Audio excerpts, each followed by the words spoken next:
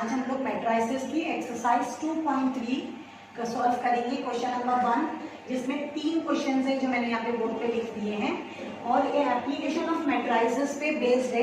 Application of matrices में क्या है आपके पास? एप्लीकेशन ऑफ मैट्राइसेस आपका दो मेथड इसमें आता है। एप्लीकेशन ऑफ मैट्राइसेस में यानी मैट्राइसेस के यूज किधर होते हैं, तो पहले तो साइमल्टेनियस इस तरह की साइमल्टेनियस इक्वेशंस को सॉल्व करने में इसका यूज होता है। उसके बाद हम लोग और जब आगे बढ़ेंगे क्वेश्चन नंबर 3 और 4 पे जब इस एक्सरसाइज के आ जाएंगे तो आपको और बेटर समझ में आ जाएगा कि किस तरह का रियल लाइफ में भी इसका यूज हो सकता है। तो एप्लीकेशन ऑफ मैट्राइसेस में दो मेथड है। पहला मेथड है इन्वर्जन मेथड और दूसरा मेथड है reduction method.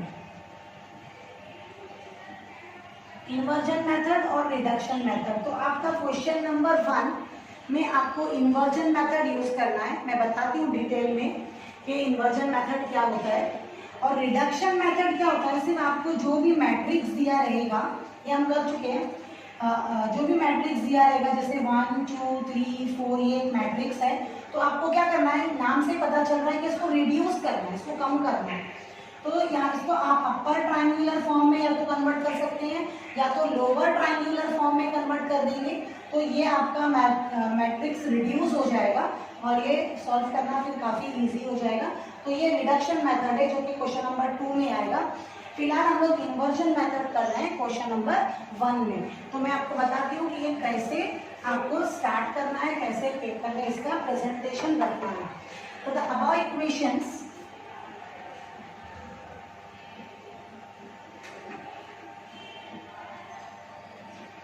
can be written in matrix form as follows. The above equations can be written in matrix form as follows. क्या आ जाएगा इसका? आप इसको कैसे लिख सकते हैं? इस तरीके से 1 2 2 3। उसके बाद मैंने ये x y दो वेरिएबल्स ले लिए जो वहाँ पे यूज हुए थे और ये मेरा राइट हैंड साइड है इस तरीके से। अब हम क्या करेंगे, इस मैट्रिक्स को डिफाइन कर लेंगे। लेट a इक्वल टू, मैं क्या करती हूँ थोड़ा इस तरफ से लिखती हूँ, let a equal to this, let a equal to 1 2 2 3। This matrix मेरा ये वेरिएबल मैट्रिक्स है x y और ये राइट हैंड साइड का मेरा मैट्रिक्स है 2 3। इस तरीके से ये मैंने तीनों मैट्रिक्स डिफाइन कर दिए। तो अब मेरी इक्वेशन क्या बन गई इसकी, a into X is equal to b, जो कि एक्चुअली मुझे फाइंड आउट क्या करना है, value of x। Matrix x की वैल्यू फाइंड आउट करनी है मुझे, x इज इक्वल टू, तो मैं क्या करूंगी यहाँ पे प्री मल्टीप्लाई। उससे भी पहले आपको अगर किसी भी मैट्रिक्स का इनवर्स निकालना है, मुझे यहाँ पे a इनवर्स निकालना होगा। चलो ठीक है, पहले ये कर लेते हैं। a into X is equal to b, ये मेरी इक्वेशन आ गई। ये a है, ये x है और ये b है। अब मैं क्या करती हूँ, मुझे इनवर्स निकालना है, तो मैं यहाँ पे मैं चाहूंगी कि यहाँ से a चला जाए, pre multiply by a inverse. बताती हूँ मैं चाहूंगी कि यहाँ से a चला जाए क्योंकि मुझे x का आंसर फाइंड आउट करना है। तो ये a हटाने के लिए मैं a इनवर्स से मल्टीप्लाई कर रही हूँ बोथ दी साइड।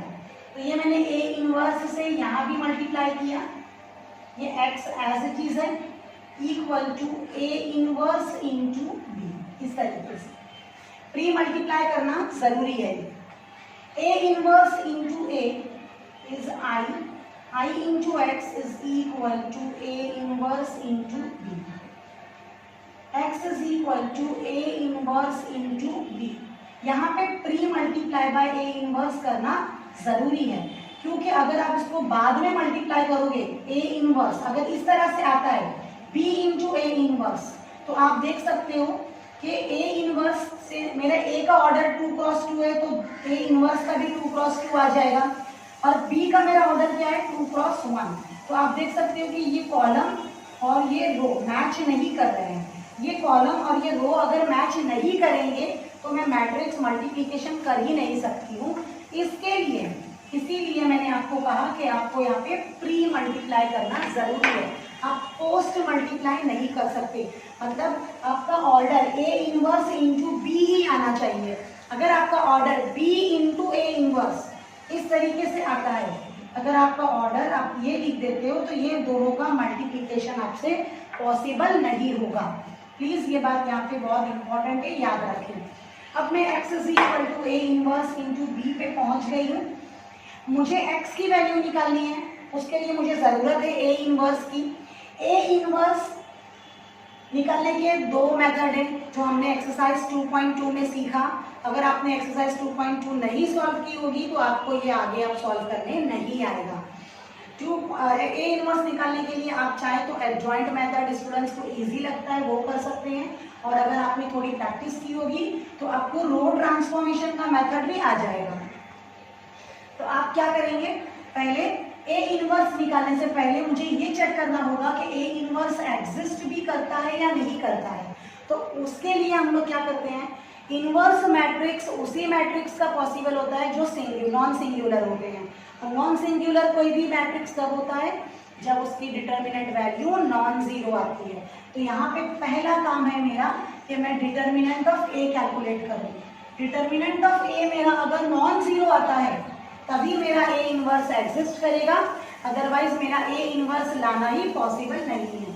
तो मैं यहाँ पे लिखूंगी 1 2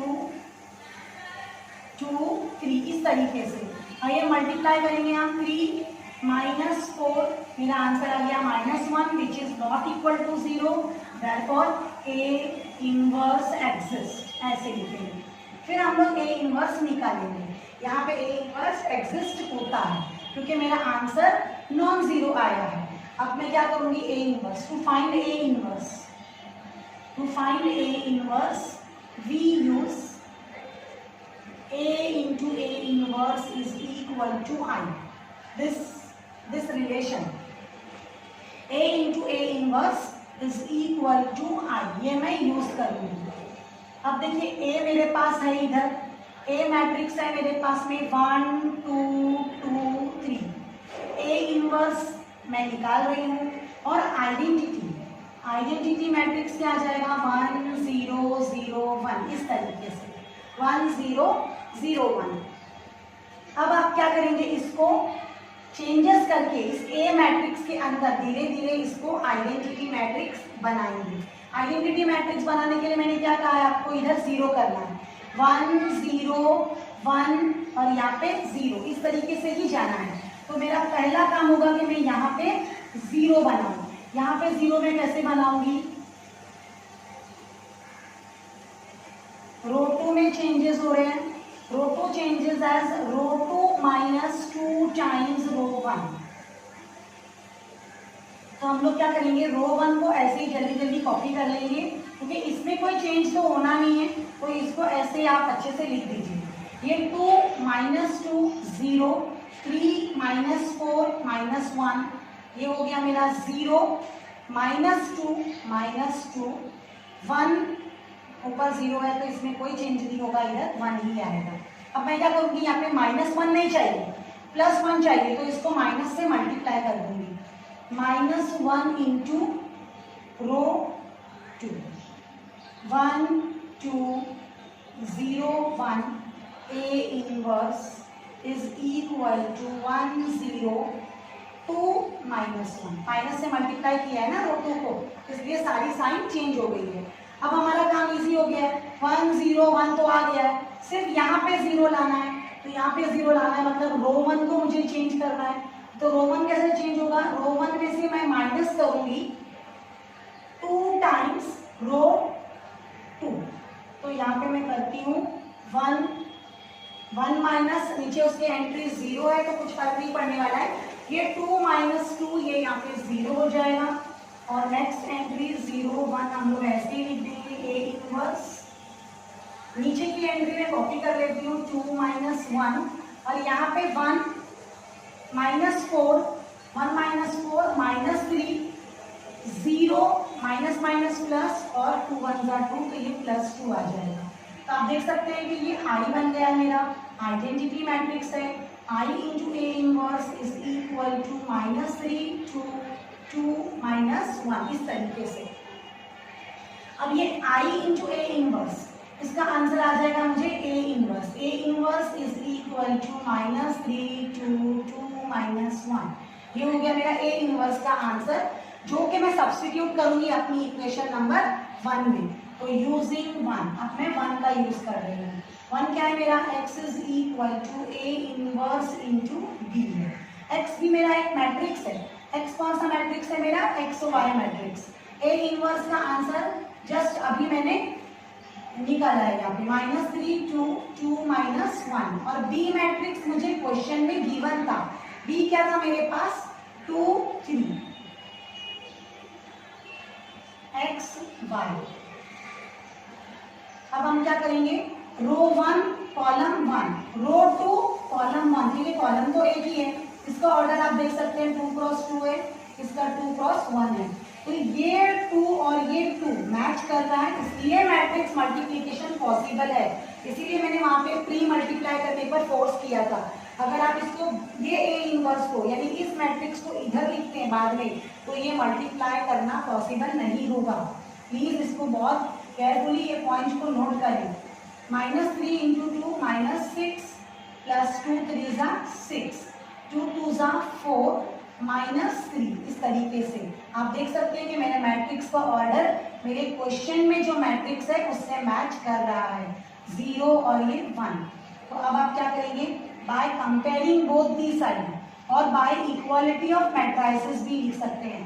bye comparing both side, x is equal to 0 और y इक्वल टू 1। ये हो गया मेरा, ये मैंने क्या किया है, x और y दोनों का आंसर फाइंड आउट किया है बाय इन्वर्जन मेथड।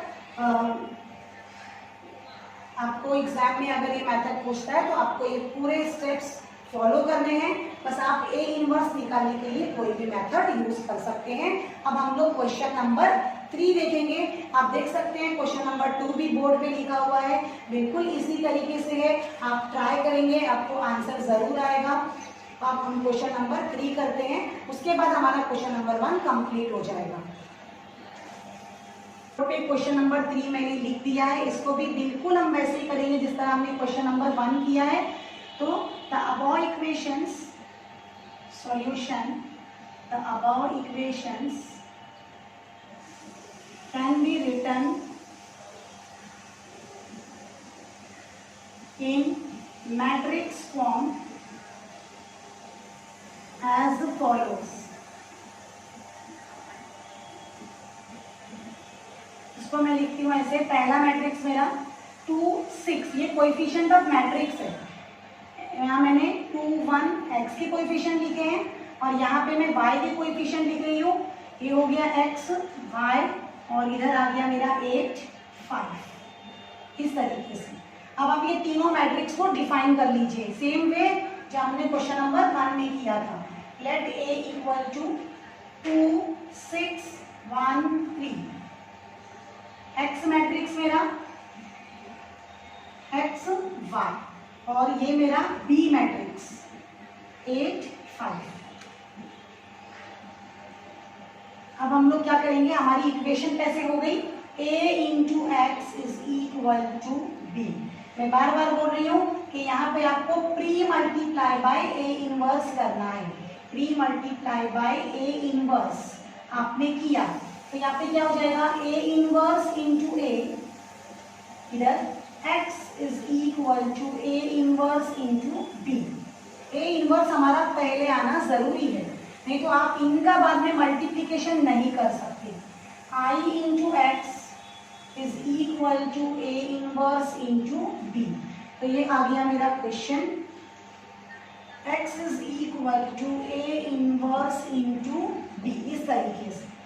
अब मैं क्या करूंगी, ए इनवर्स निकालूंगी। ए इनवर्स निकालने के बाद में उसको b से मल्टीप्लाई करूंगी तो मेरा x का आंसर आ जाएगा एग्जैक्टली सेम वे आपने जो क्वेश्चन नंबर 1 में किया। To find A inverse, now to find A inverse we have to check whether our matrix A is non singular और सिंगुलर, और उसके लिए हम लोग क्या करते थे, डिटर्मिनेंट निकालते थे, डिटर्मिनेंट वैल्यू ऑफ ए। तो ए है मेरा यहाँ पे 2 6 1 3, इस तरीके से। अब मैं इसका डिटर्मिनेंट चेक करती हूँ, 3 2 6 -6 इज इक्वल टू 0। आप देख सकते हो कि मेरे डिटर्मिनेंट ऑफ ए की वैल्यू यहाँ पे 0 आ रही है।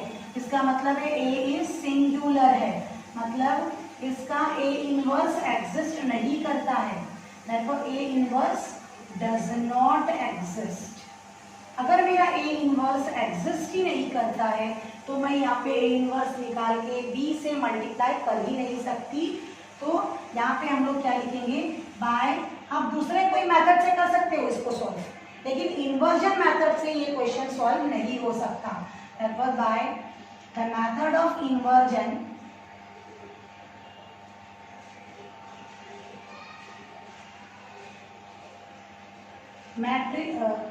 answer of the equations cannot be solved. The given equations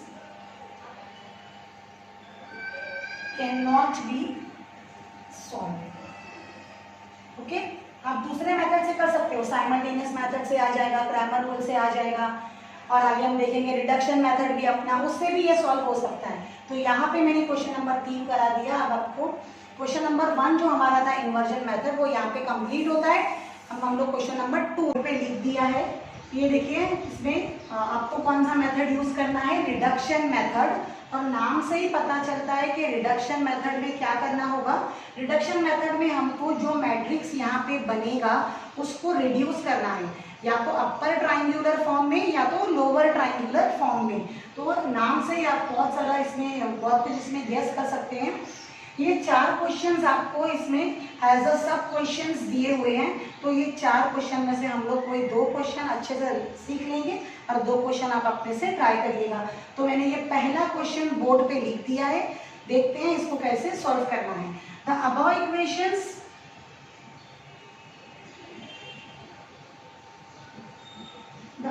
equations can be written in matrix form as follows.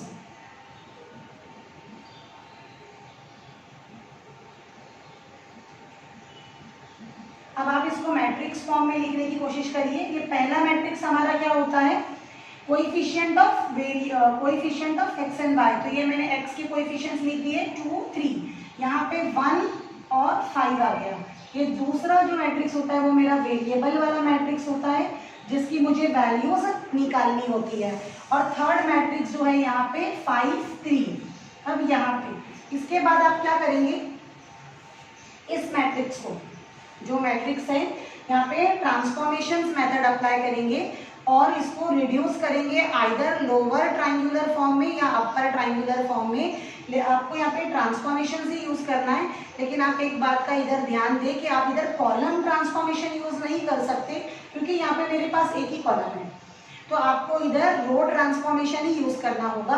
तो रो ट्रांसफॉर्मेशन के लिए मैं क्या करती हूँ, या तो ये डायगोनल के नीचे ये वाली एंट्री 0 करती हूँ या ऊपर वाली एंट्री 0 करती हूँ। तो फिलहाल इस क्वेश्चन में मैं ये एंट्री 0 कर रही हूँ।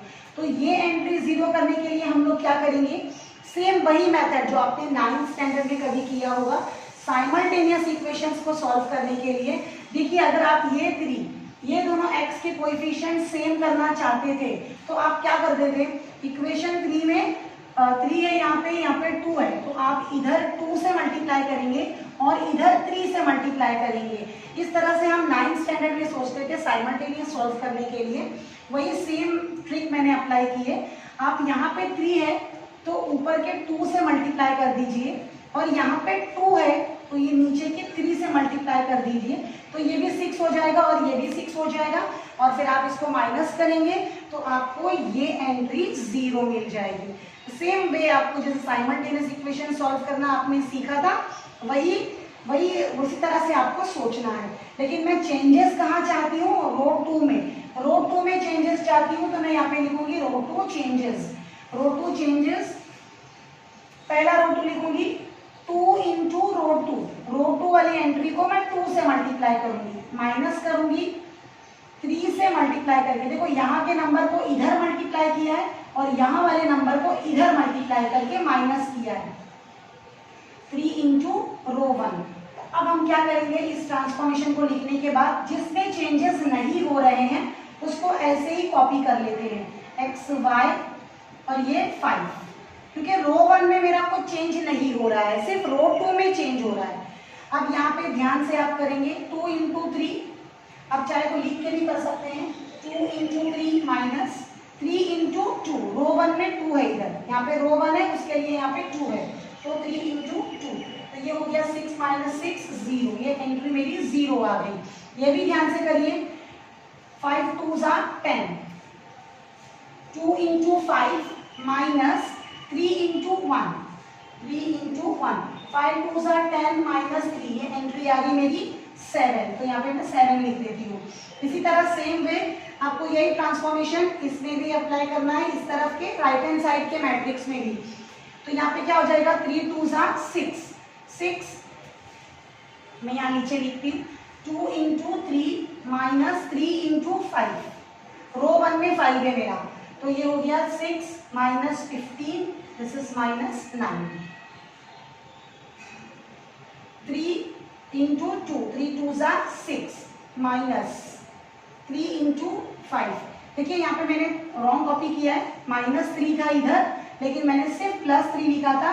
वो मिस्टेक मुझे कैसे पता चली, मैंने देखा यहाँ पे 7y आ रहा था, लेकिन यहाँ पे जो नंबर आ रहा था वो इसका मल्टीपल नहीं आ रहा था, जिसने मुझे सोचने को मजबूर किया कि यहाँ पे कुछ मिस्टेक हो सकती है, क्योंकि मोस्ट ऑफ द टाइम ये नंबर्स ऐसे ही आते हैं कि ये इससे इजीली कैंसिल हो जाए, तो इस बात का आप ध्यान देंगे। यहाँ पे -3 है, अगर यहाँ पे -3 है तो ये मुझे प्लस मिलेगा, 15 + 6 और फिर ये हो जाएगा मेरा 21। अब देखिए जो नंबर मुझे मिल रहा है वो 7 का मल्टीपल है। इस तरह से आप थोड़ा सा प्रेजेंस ऑफ माइंड रख के अपनी मिस्टेक भी अगर होती है तो इसको वहीं पर सही कर सकते हैं, जज कर सकते हैं। तो यहाँ तक हमारा ये कंप्लीट हो गया। ये डायगोनल के नीचे वाली एंट्रीज मेरी 0 आनी थी, आ गई है, ये अपर ट्रायंगुलर फॉर्म में कन्वर्ट हो गया। अब आप क्या करेंगे, ये मैट्रिक्स का ऑर्डर है 2 क्रॉस 2 और ये मैट्रिक्स का ऑर्डर है 2 रोज एंड 1 कॉलम, तो ये और ये आपको देखना है ये बराबर होगा, सेम होगा, तभी मैट्रिक्स मल्टीप्लिकेशन हो सकता है। तो इधर मेरे पास हो सकता है, तो ये मेरा आंसर ये दोनों होगा, यानी मेरे आंसर में 2 रोज होगी एंड 1 कॉलम होगा। तो आप देख सकते हैं कि जो आंसर वाला मैट्रिक्स है उसमें बराबर 2 रो है और 1 कॉलम है। अब हम लोग क्या करेंगे, इसको मल्टीप्लाई करेंगे, रो 1 कॉलम 1, तो ये रो 1 कैसे होगा, 2x plus y, 2x plus y, यहां से 0x plus 7y, 0x plus 7y, this is equal to 521। अब इक्वालिटी ऑफ मैट्राइसेस दोनों तरफ से कंपेयर करेंगे। आप बाय इक्वालिटी ऑफ मैट्राइसेस लिख सकते हो या by comparing both the side लिख सकते हो, by comparing both side. 2x plus y equal to 5, equation 1। यहाँ पे 7y इक्वल टू 21, ये 0 को मैंने छोड़ दिया, तो y इक्वल टू कितना आ गया मेरा 3। y इक्वल टू 3 की वैल्यू में सब्स्टिट्यूट करूंगी 1 में, यूजिंग 1 में डालने पर मुझे x का आंसर आ जाएगा 2x plus y equal to 5, तो 2x plus 3 equal to 5, 2x is equal to 5 minus 3, 2x is equal to 2, x is equal to 1। तो x का आंसर 1 है इसमें, y का आंसर 3 है। तो इस तरह से हमने क्या किया, रिडक्शन मेथड को यूज करके x और y की वैल्यू फाइंड आउट कर ली है। ये इजी है। रिडक्शन मेथड में जरूरी है कि आप डायगोनल के नीचे या ऊपर की एंट्रीज को 0 बनाएं, यानी मैट्रिक्स को अपर ट्रायंगुलर फॉर्म दे या लोअर ट्रायंगुलर फॉर्म दे। आप इसमें एडजॉइन मेथड, इनवर्स मेथड वगैरह यूज नहीं कर सकते। ओके, अब हम लोग क्वेश्चन नंबर 3 देखते हैं। मैंने बोर्ड पे लिख दिया है, देखिए इसको भी सेम उसी तरह मैं मैट्रिक्स को रिड्यूस करके सॉल्व करूंगी। तो the above equations The above equations can be written in matrix form as follows.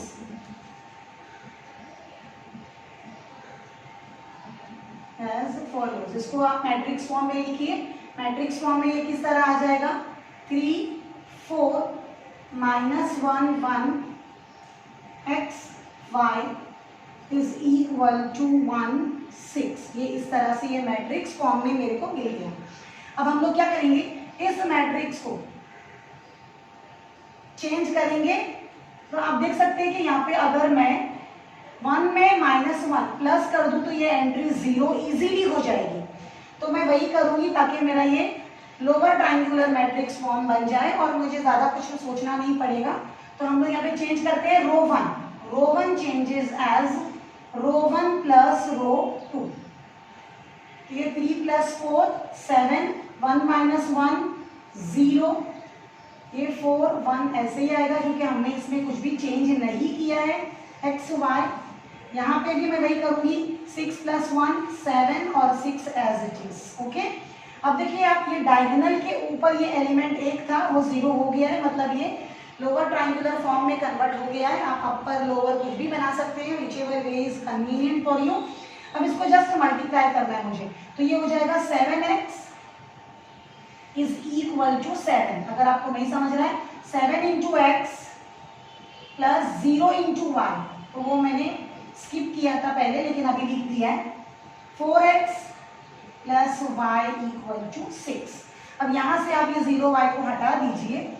7x is equal to 7, तो x इज इक्वल टू यहाँ से मुझे 1 मिल गया, वो x इज इक्वल टू 1 मैं इक्वेशन नंबर, ये मेरा 1 था ये 2 था, 2 में डालूंगी। तो यूजिंग 2, आपको चाहिए तो यहाँ पे यूजिंग 1 भी लिख सकते हैं। ये तो हमने बहुत बार किया है छोटी क्लास में, छोटी क्लास का मैथ्स ये फेज 9th और 10th का। 4x plus y equal to 6, तो यहाँ पे कितना आ जाएगा, x की वैल्यू मेरी 1 है, y is equal to 6 - 4, y is equal to 2। तो आप देख सकते हैं कि किस तरह बहुत ही इजीली आप इसको अपर लोअर ट्रायंगुलर फॉर्म में कन्वर्ट करके आंसर अपना रिडक्शन मेथड से कैलकुलेट कर सकते हैं। रिडक्शन मेथड सही में बहुत ही इजी है, it requires a very little practice, फिर आपको आ जाएगा। देखिए मैंने क्वेश्चन नंबर 1 और 3 सॉल्व करके दिया है, 2 और 4 आप ट्राई करेंगे। अब मैं आई होप आपको ज़रूर आएगा वो करने के लिए। ओके, नेक्स्ट टाइम हम लोग क्वेश्चन नंबर 3 स्टार्ट करेंगे।